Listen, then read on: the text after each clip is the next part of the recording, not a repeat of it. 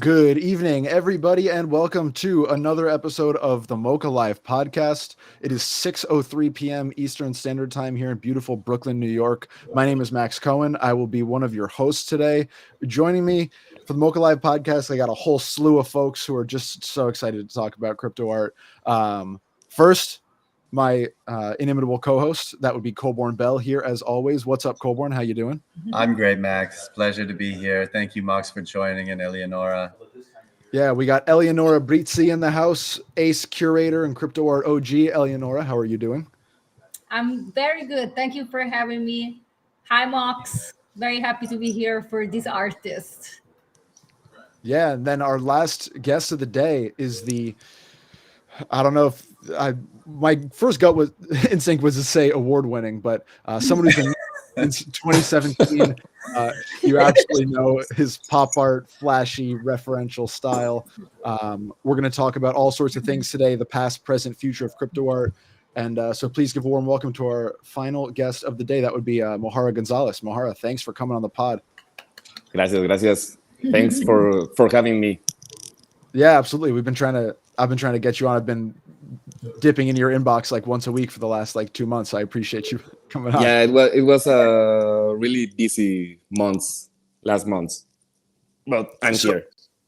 Yeah, so let's just jump right in. So Mox, I want to start with you. I was reading some of the stuff that you've had published in the past, and I found a 2018 interview you did with Art Gnome, and I'm going to butcher the name, but Keisha Frialdenhoven. And you said, and I quote, "Well, I'm super hyped about this digital art market. I couldn't call myself an innovator. I'm just a player in the game. I like this game a lot." So that was 6 years ago. And I'm wondering, you didn't see yourself as an innovator at the time, it seems. I think pretty much everyone who knows you at this point would disagree with that. I think you're very much an innovator. But I'm wondering, in those early eras in 2018, who around you did you believe to be innovators? Around that time, I think obviously a lot of money and maybe Xcopy and all the of the scene and the Pepes, the Pepe crew were the real innovators in all this early scene. Did you find Pepe's first, or did you find Dada first? Because I know that your earliest experience, correct me if I'm wrong, was finding Dada from a Facebook ad. Yeah, that sucks. But yeah, I was in Dada first, and then I get to know all the Pepe people. What was it like, just this early Dada era? Can you walk us through just what the vibe was like in this era when things started minting, and what people were feeling at the time? At that time, we were just drawing on the platform, and at some point, I don't know if Bea or Judy wanted to monetize all the art that we had on the platform, and they were jumping from trying to sell the drawings on some shitty places like, I can't remember the name, but they were trying to sell the art on t-shirts and cups and and then I think they get to know the CryptoPunks and the Pepe guys on the first when the first Pepe sold really high. You remember that? The rare show? One. Mm-hmm. Yeah, the rare fest. So yeah, that's when all the crypto and data merge came to. And Eleonora and Colborne, what was your first experience with Dada? When did you become aware that that whole kind of part of the ecosystem was happening? Was that smack when you first kind of started realizing that there was something here? or was it kind of, did it take some time? Because I think obviously from today's standpoint, Dada, in my opinion, doesn't get nearly as much recognition as they deserve. And I feel like it, even for me, coming into this world through the MOCA lens, it took some time before I kind of realized what Creeps and Weirdos were, you know, who Mohara was as, you know, one of the seminal figures involved in the Creeps and Weirdos collection in 2017. That was when you guys first get. Yeah, you go first. You were way before me. So I met Dada the same night that I met the Pepe people, which was September 2018, in that conference that we talked about earlier. We had a meeting earlier. September 2018, this conference in Manhattan, National Arts Club, where the Dada people and the Pepe people and Superware and Jessica Inger were there. And so then after this conference, we went for dinner, and Judy was sitting in front of me, I believe. I think the Bat was there as well. And they were talking about, you know, we have this platform and artists answer to each other.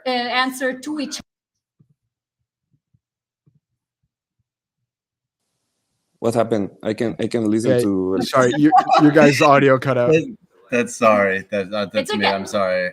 So Judy was explaining how Dada was, and Bea, they were explaining how Dada is this place and platform where artists answer to each other through drawings.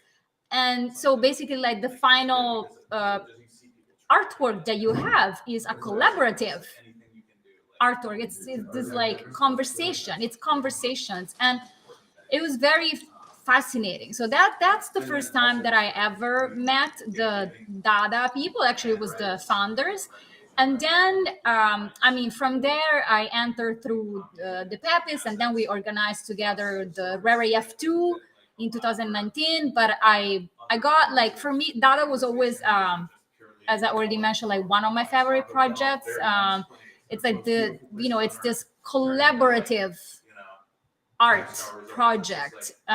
It's a collective. It's a collective of people that don't vote when they make decision, but that deliberate, meaning that they're there until everyone reach consensus. I mean, it's a very specific group of innovators. You know, they're like proposing new ways for economy to sustain artists, like the invisible economy, where the intrinsic values are more valuable than the monetary value. I mean, it's a whole ecosystem that I curated this show for Dada for the Digital Culture Center in Milan in May.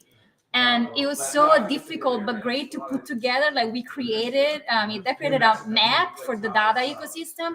It's huge. It's incredible. You have the art, you have the technology innovation when they coded the royalties, and you have new proposals for new economies. And the story of the royalties, should I tell again? Yeah, sure. Why not? And so Dada is, they were the first to code royalties on the blockchain.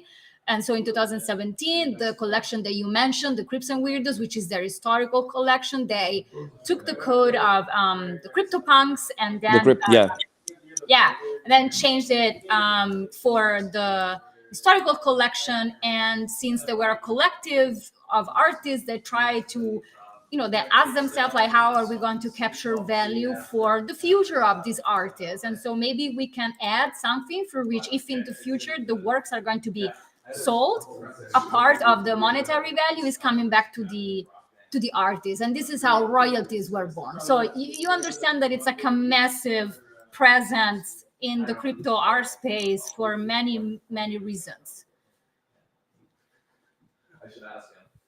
Mohara, I'm curious, like, when did you, obviously 2017 was ages ago at this point. Every year in crypto is 1,000 years in real time. Like, and maybe it's hard to go back all the way back to 2017, 2018, but like, when did you first realize that crypto art was like legitimately happening, that there was a network here beyond just Dada of artists and curators and thinkers who were like interested in creating like legitimate art movement, like within this kind of blockchain world? Well, it was like that time when I sold my first pieces, and when that Arnhem article happened, I was like, oh, okay, this shit, this magical internet money stuff is happening. And then that was my first bear market. So I was like, oh, my magical internet money isn't worth anymore. So I was like, oh, okay, I will just be lurking around on Twitter and following all the artists that were involved in all the galleries and stuff. But yeah, it was like, okay, let's wait and see what happens. And then 2020 happened, and it was a really big moment for all the crypto art scene. It was a really sucky time for everybody, but for me, it was like, oh, cool. Everybody is living the mojarra life, because I have been always like a loner, and I love to be in my house and just draw. And I just go out to take a walk for my dog. So it was like COVID time. It was like mojarra time for everybody. So that's really interesting. Just this that you just said that you like to be alone, essentially, right? That you're a loner. When so much of your art is referential to things that kind of everyone is talking about. Like I just noticed today, you released a piece. I think it was like 11 hours ago, referencing Jamie Dimon's, the JP Morgan CEO's comments on Bitcoin from yesterday. So even though you're like a self-styled loner, you're like engaging with what's happening in the online ecosystem in real time all the time. Where's the how do you jive those two things? Are you like an internet ultra connectivist, but then in real life you're like a total loner?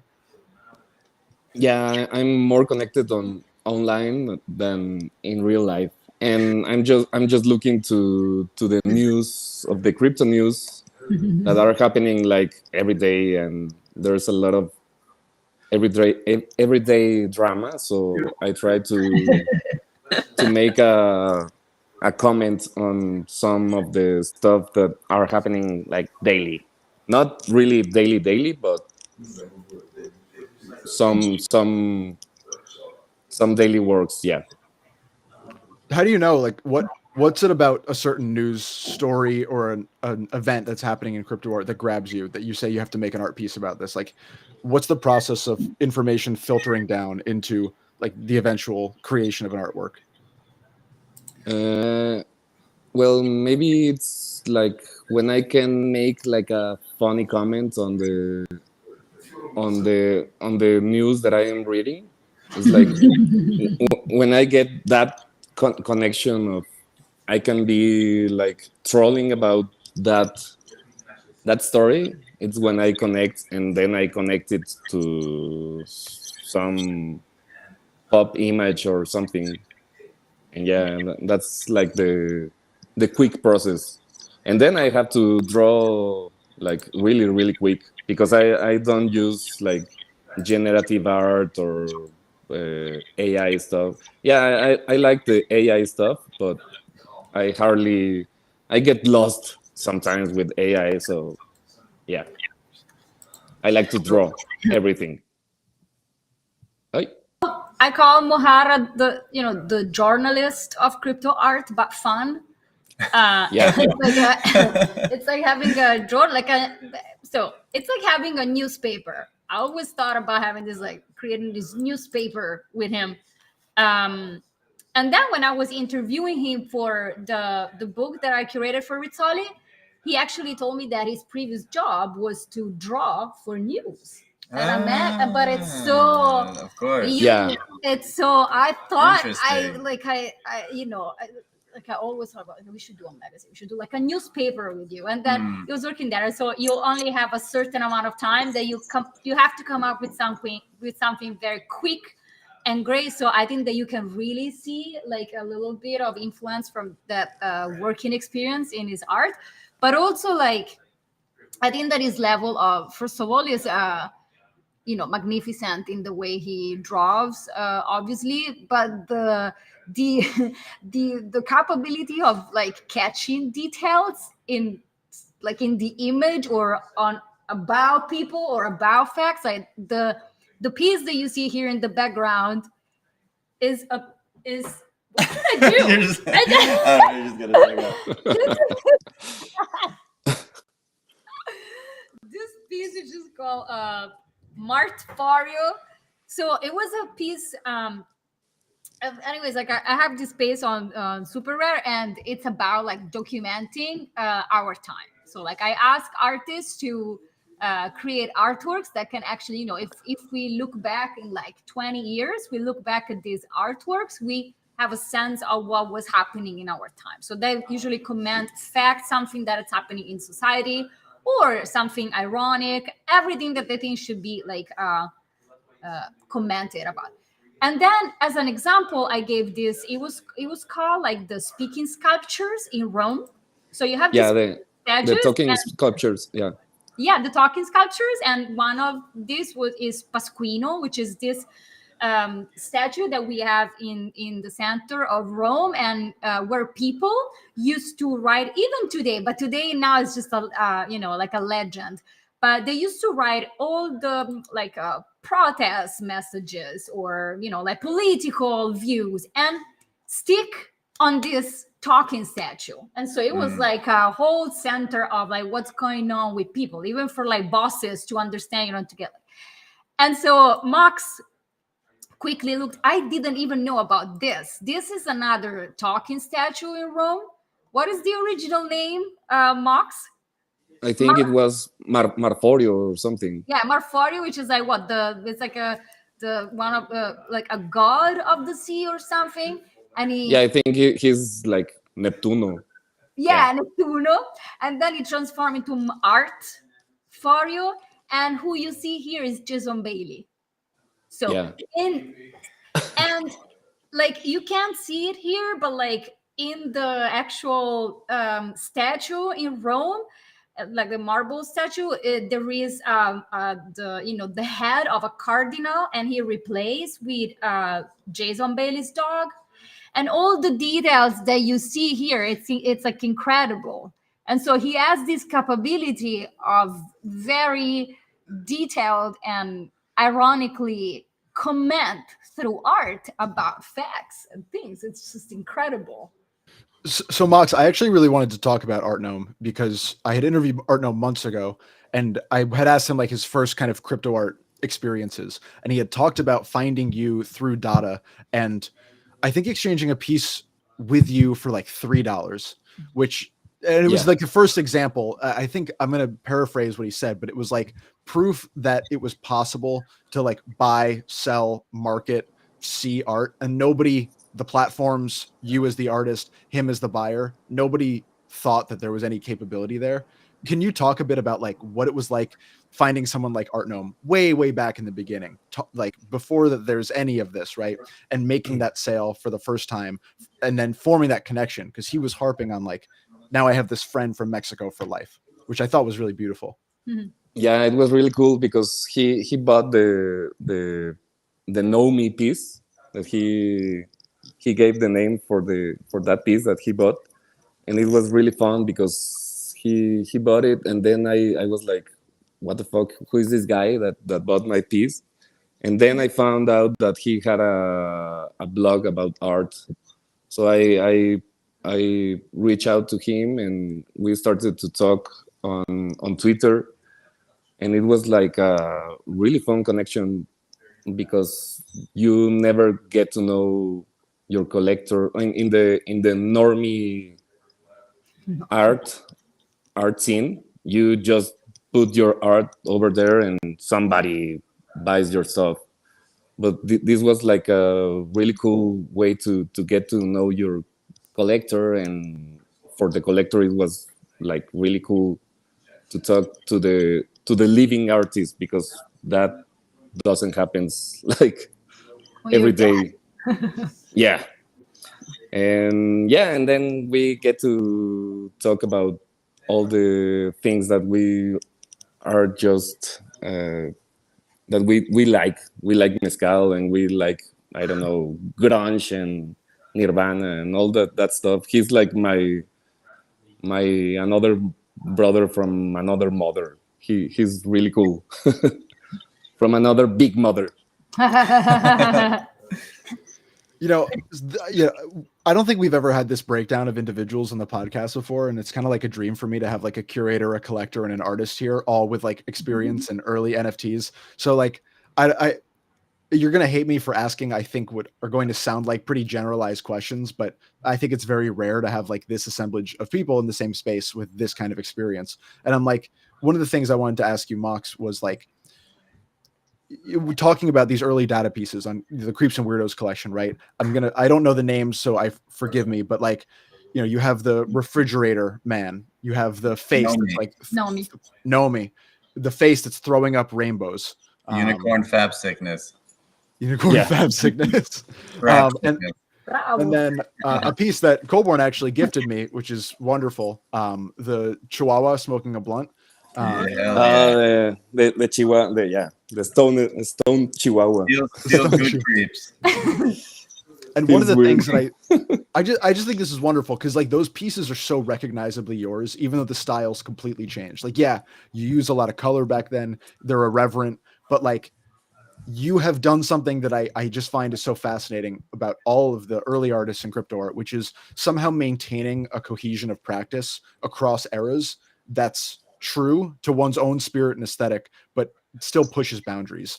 And I want to ask all of you about that, because I imagine you all have slightly different perspectives on it, being, having slightly different vantage points. Mox, maybe we could just start with you. Like, how does one even accomplish that? Imagine someone coming into this movement today and just seeing this glut of artwork. Like, how do you evolve in rhythm with crypto art, but not like get eaten up by it? Does that make sense?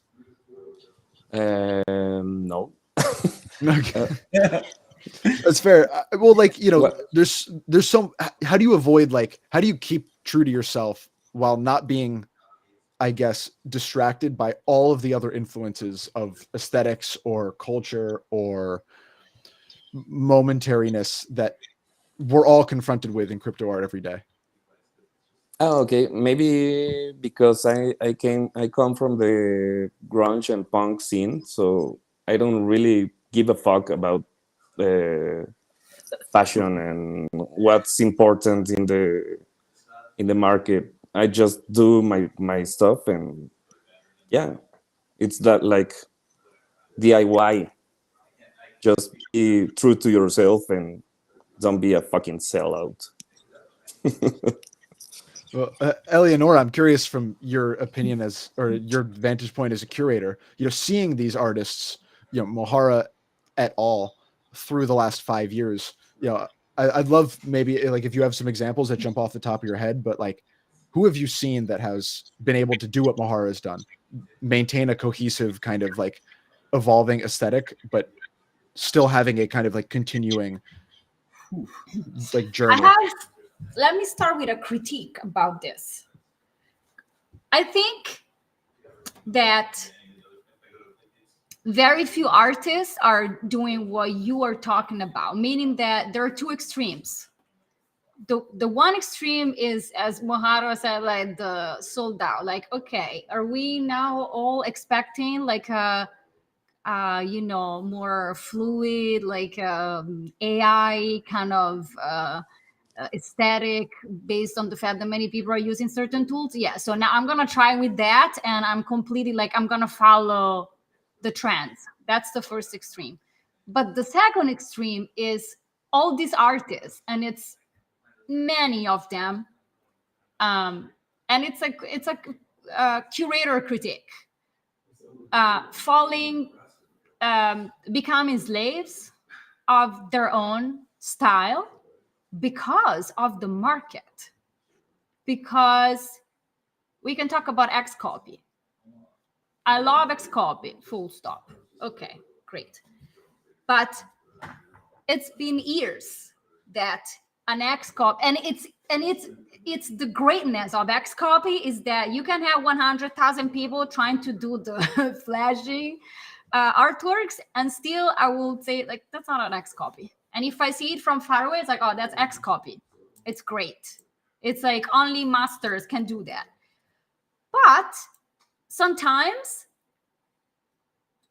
because of the market and because of the prices and because of the expectations of collectors and investors. And what if I buy an artwork by X copy for, I don't know, $500,000? I expect to get an X copy. I don't want to get a thing that doesn't look like what in my mind looks like an X copy.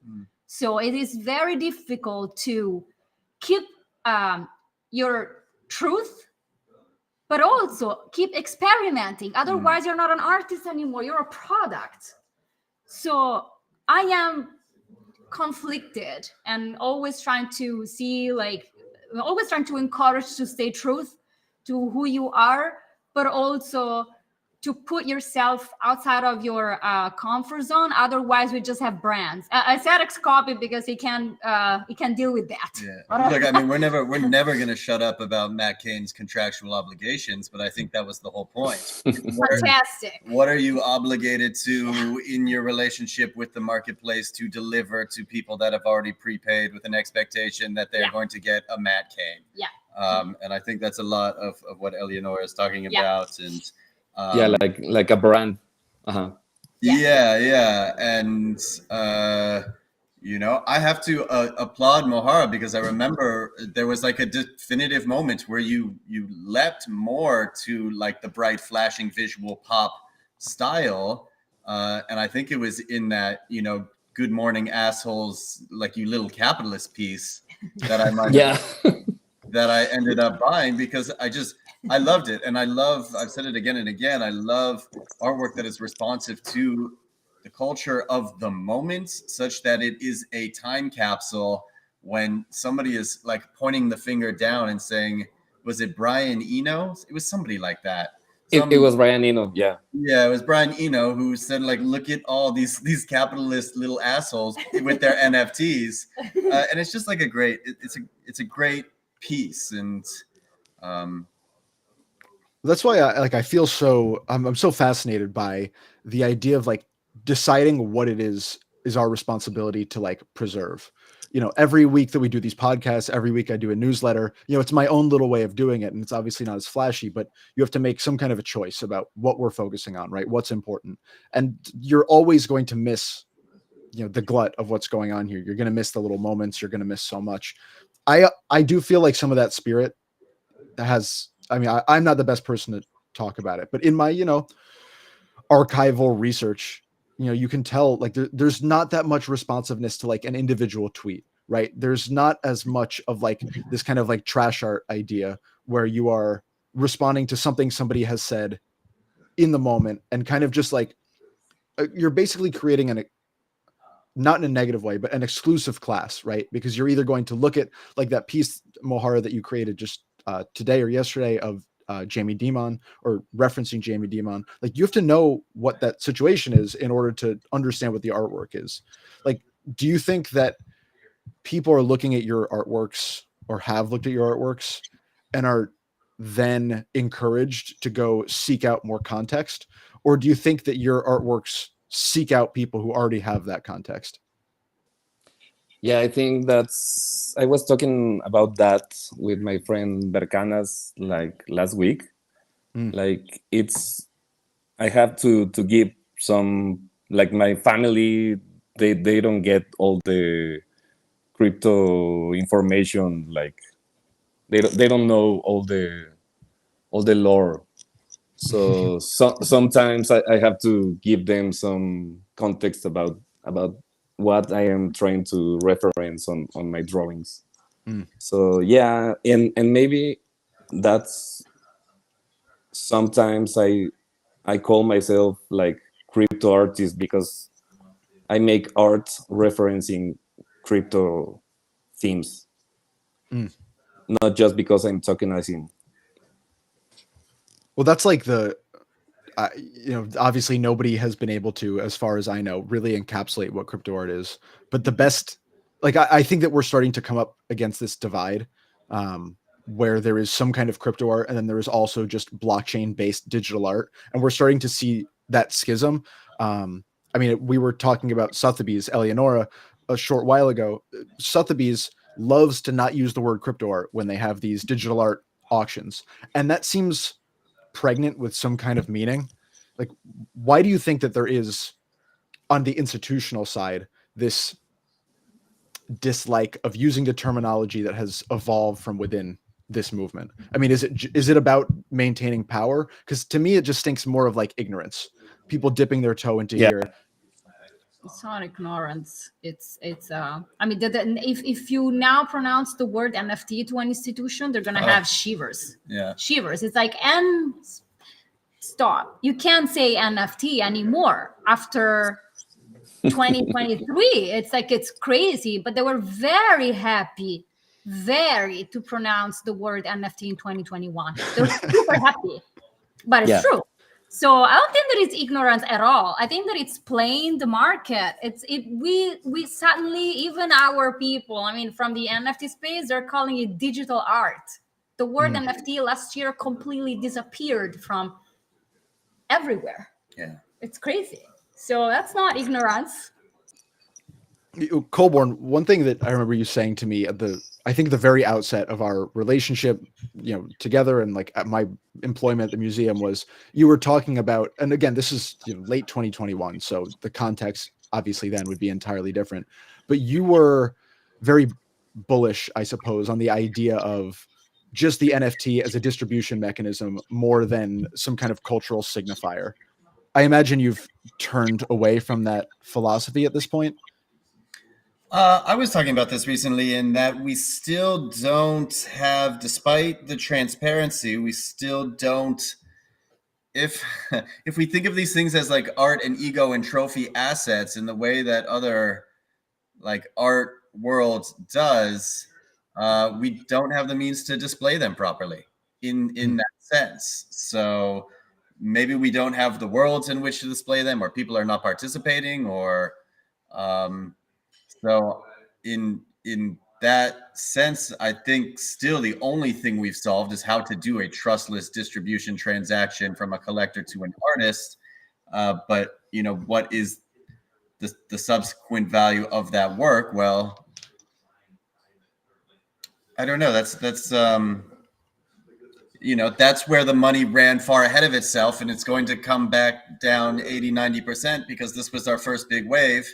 But it's not going anywhere, I don't think, because we have made almost NFT analogous to the de facto digital art market. I can't imagine anybody like making and distributing and creating digital art almost without an NFT at this point. Yeah, but I'm glad you brought up display, because thinking about the fact that there is really no display capability on a wide scale for most of this art to be seen, you end up having people leading the market, like Rafik Anadol, just to briefly invoke somebody who has access to incredible display technology, which is going to set them apart from the rest. Well, you know what I mean, right? Like expensive display technology is probably a better way of putting it. The big ball of Las Vegas. Yeah, the sphere, right? The sphere. Sorry, I just said screensaver technology. I'm gonna say it aloud, so you know that I was not laughing with you. I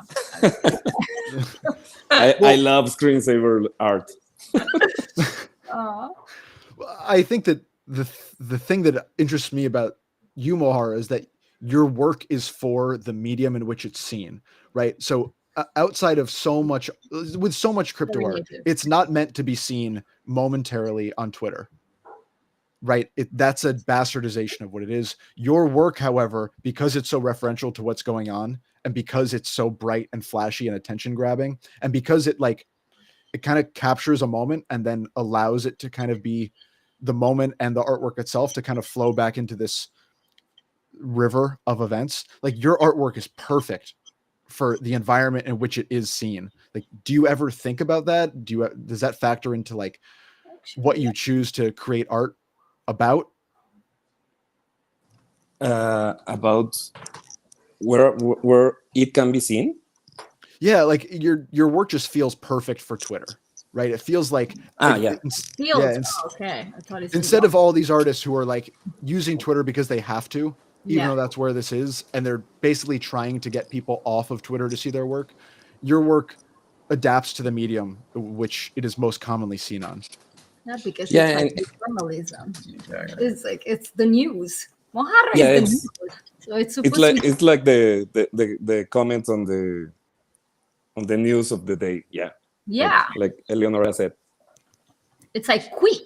It's supposed to be good. So it's perfect for social media because the entire thing is, if you read it, if you read it, if you see the artwork tomorrow, you're already very late.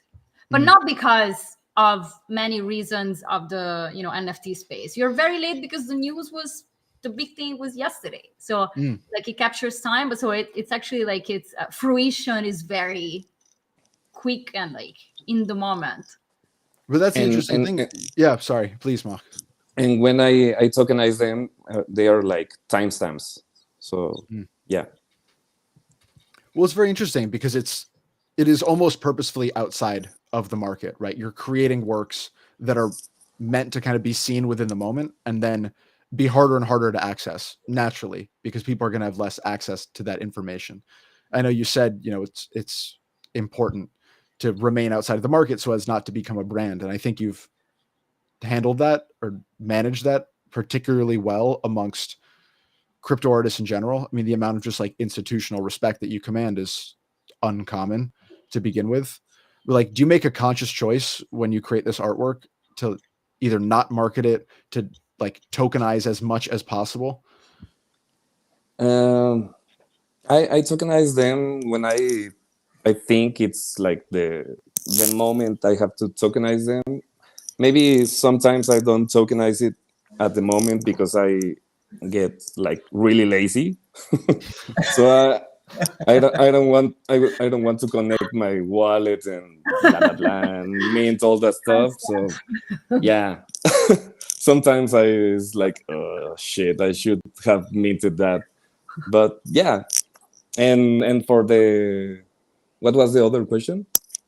Well, it was more just along those lines of like, you remain even in that process, right, of creating art and putting it out into the world and not tokenizing it. You're theoretically keeping yourself from making money that you could otherwise. And a lot of people who are commentators on the market would say, don't do that, tokenize sparingly, have a very, very carefully put together art career. And you, I don't know, flamboyantly do the opposite. Yeah. It's like I don't really care. I just tokenize it when I want, and sometimes I forget about it. Yeah, it's kind of wonderful. And it's just because it's so opposite to these very tired and constant conversations that we see about, especially like influencers, marketeers trying to tell artists how much they should mint, when they should mint, what they should be offering to their collectors, the value that they're creating. I'm impressed at your desire to just not be associated with value in the way that we commonly think of it. Yeah, I really fucking hate influencers, and I'm really lucky because I haven't got any DMs of about like these assholes trying to tell me what to do with my art. I think that in a lot of ways comes down to just this like OG status, right? That you had years to be able to build these connections with artists, curators, collectors. Colborn, do you think that the same ability to step outside of the market intentionally, if that were something you were interested in, do you think that's available to artists who are newer to the space, 2022, 23, 24? Or do you think that like that path is now inaccessible because didn't have time to create those connections? Well, I think we were talking earlier a little bit about kind of the power of these early connections and what it means to be so heavily involved in the market when the market doesn't exist anymore, and the power of those connections now that we are almost like past this point. It's you either have your integrity in that regard or you don't. And I think everybody can begin to point to the people who might have came in, extracted, or might have compromised on some sort of values. And, those things don't really matter in bull markets, but they matter a fuck ton at the, the back end of a bear. So, I think now, we are closer or more aligned and tighter and like you know, we've met most people, and we know who is in our circle. And compared to 3 years ago, that circle has gotten significantly larger. And this is like how we build. This is how we grow, and this is how we, I think, know that no matter what it is, up or down, that we're still going to be here together, fighting for what is a values base as opposed to what is a value base. Eleonora, what is the art that you're seeing created today, and especially by folks who don't have this kind of like OG institutional like connection base? Like, what's exciting you about crypto art right now?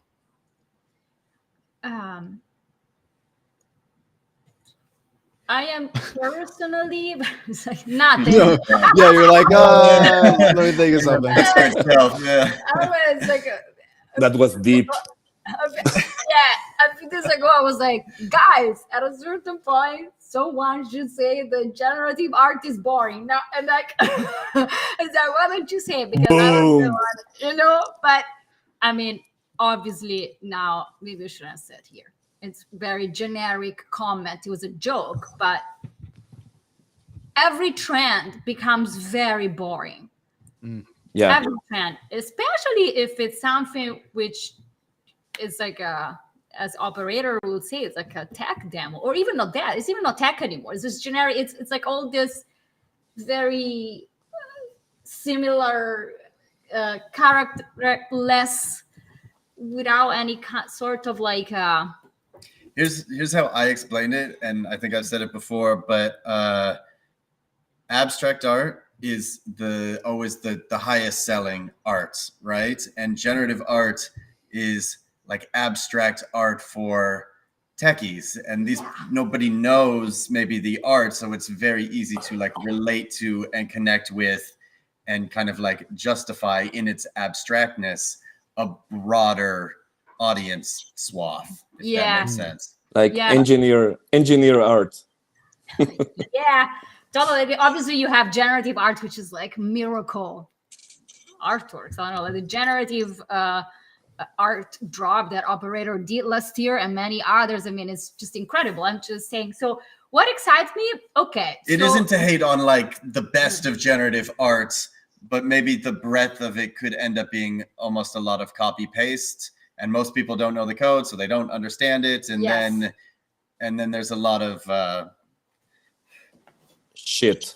It's technical, right? It's technical. It's kind of how skilled you are technically, and it could be plus conceptual, but there can be great technical output, which may or may not be considered art. And there's a lot of nuance that the market cannot capture. In the moment.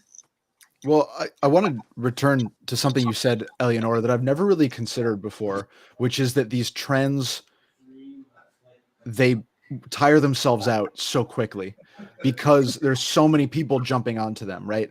You think about every art movement that came before in the traditional art world, there just weren't that many artists. There were a fraction of the artists involved in crypto art today who were involved in these landscapes, who were adding to it, who are having, but we are taking these conversations. The generative art conversation is, reaches its apex and then tires itself out in a matter of months instead of a matter of many years, like what happened with pop art or impressionism, right? Where it had the ability to grow over 20 years because there wasn't that many people doing it. I've never really thought about that before. Maybe that's why so much crypto art feels kind of trite in any given moment, because we're in these epochs between a new thing arising. But as soon as that new thing arises, it's going to be frenzied over. We're going to see really incredible examples of it.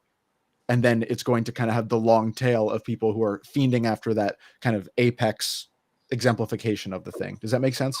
It does. It's like, I don't know, comments, opinions on social media. It's accessibility. It's when it's accessible to everyone, you have this kind of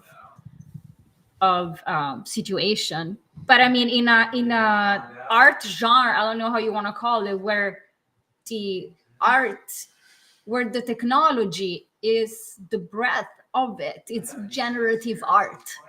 If the creators do not understand the technology, or vice versa, if there are coders there is something that is missing. This is why then the results are, I want to say, like boring. They're flat, because where innovation is not brought, where the tool is not understood, the concept, the conceptual part of it is not understood, then you have like decorations, you have aesthetic, you have but that's a big, I started with the negative part, because what excites me about NFT space right now, it's just generative art everywhere, and some of them is fantastic, sorry, and some other is really not.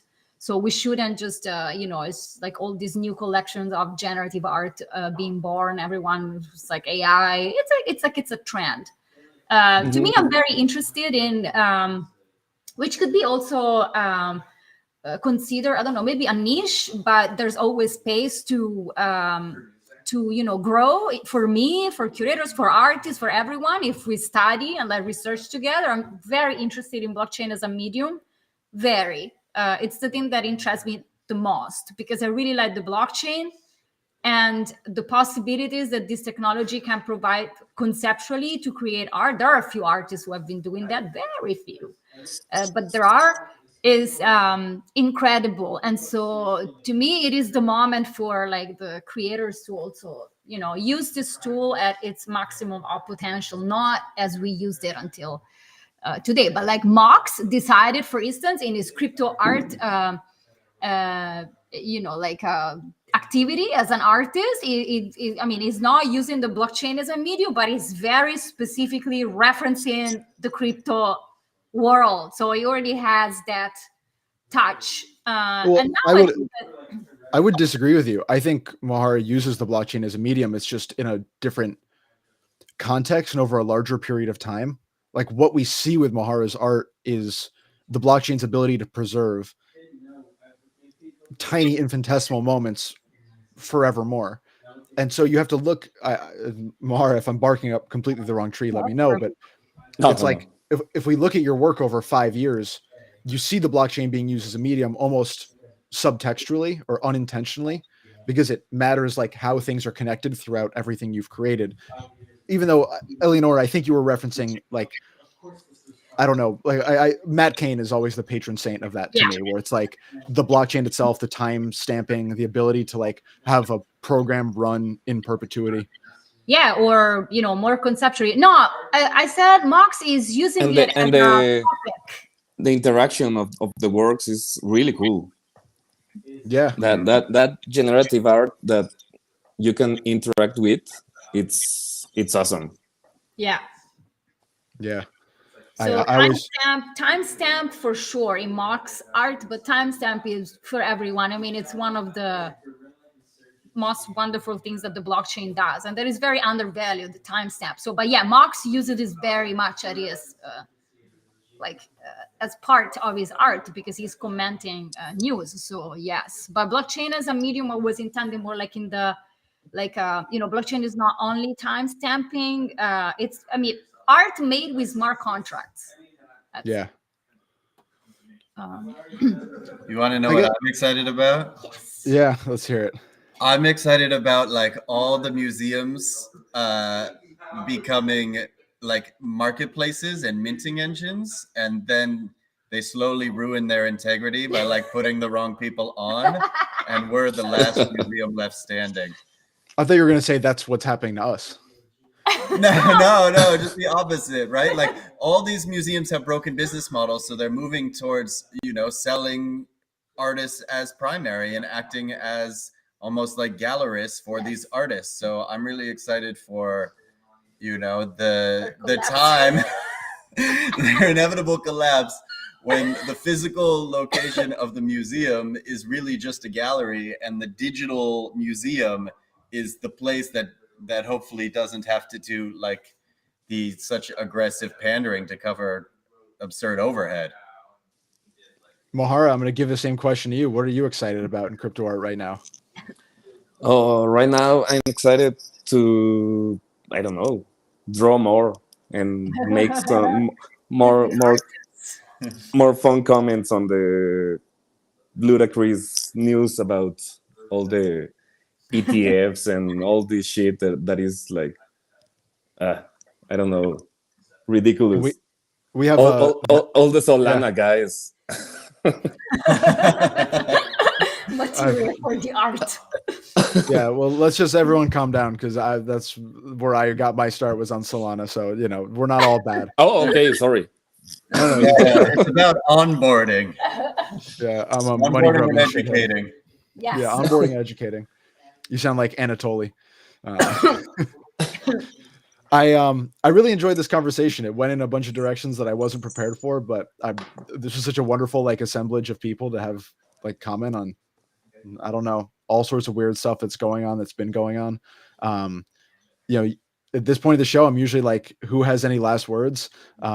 Mohara, do you have any last thoughts for us before we get out of here? I don't know. Just grab some mezcal or some, I don't know, a beer or something. Grab a beer and get drawing. Yeah. Eleonora, any last thoughts for us before we go? Yeah, I would say that Mohara, as you all know, is a fantastic artist that I have seen him operating at a table at the restaurant where they can just only draw even when they're eating with a pencil, drawing on a tablecloth or and drawing. Sorry for staining your shirt that time. Yes, and then this ironic power that he translates into art. In 1 second, do you know what he created for me when we were in Milan? I can say that this because I really don't care. No, Eleonora loves Tezos. Tezos. Artwork.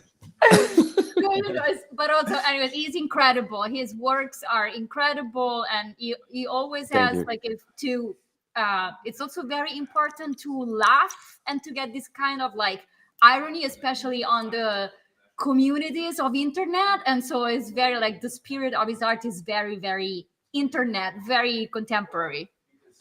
Yeah, maybe that's my last words. Don't take too serious about your work. Just have fun and keep on doing art. Yeah, you're not big shit. You're not fucking Leonardo da Vinci or something. You're just an artist doing stuff. So have fun. That's the important thing. I don't think Leonardo da Vinci was that good either. Oh, yeah. This is that's to an Italian. Yeah, sorry. Solana, bro. I can denigrate a French artist too if you'd like. Manet was overrated. Let's just go to the Dutch masters. You guys want to have a Vermeer conversation to end the day? I don't want to. That will be cool. Yeah, maybe everyone will come on and we'll talk about just an hour of Vermeer and Rembrandt. What can I say that the artist and curator haven't said themselves? This is a very, I think, as Mohara has in their bio, a contemporary contemporary conversation. And nice. I think everybody should try to be less contemporary and more contemporary. Or contemporary. Okay. Contemporary. No. Pesos. All right, let's get out of here. This has been a MOCA Live podcast episode that was a whole lot of fun. Thank you so much, Colborne. Thank you, Mohara. Thank you, Eleonora. If you enjoyed our conversation, please give us a 5-star review, whatever your local podcast platform of choice allows you to do. Please follow us at museumofcrypto.substack.com. I swear I say that at the end of every episode, and I can never get it right. Museumofcrypto.substack.com. Not just Museum of Crypto. Museumofcrypto.substack.com if you want to read some stuff. This has been a lot of fun. Thank you all so much for being here. Thank you so much for listening. Thank you. And Thank you. yeah,